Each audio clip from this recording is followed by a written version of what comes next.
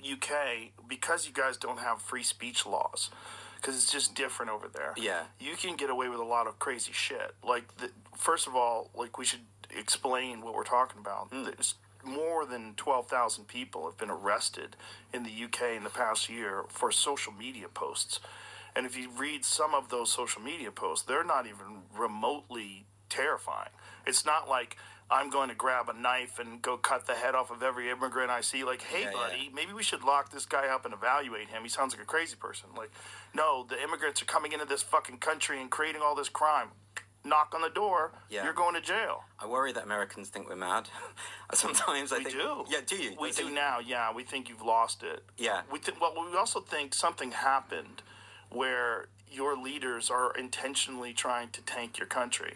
It seems like they're trying to bring in as many migrants as possible, cater to them, not to the British people, and do it openly so that everyone knows what they're doing, and then create chaos on the streets because of it. Yeah, I mean, people have a phrase for that, anarcho-tyranny, you know, where you punish people who aren't breaking the law, but you protect those who are.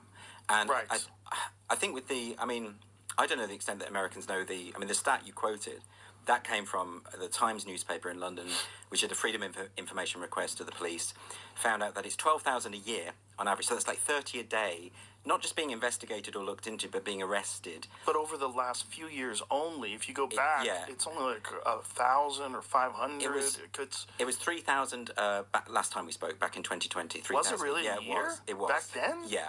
Oh my God. So we already had that problem.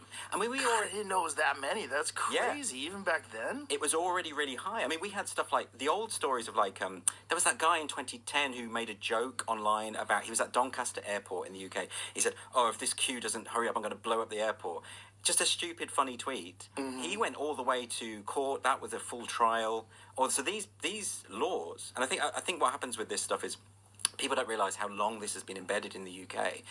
We have hate speech laws that are encoded in a number of different legislations. We have a thing called the Public Order Act. We have a thing called Malicious Communications Act. That's from 1988.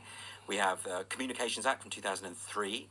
And all of these things criminalise, I tell you, I kid you not, the language in the statute books is if it's grossly offensive. That's the phrase. If you post something that is grossly offensive, you can go to court, you can be prosecuted.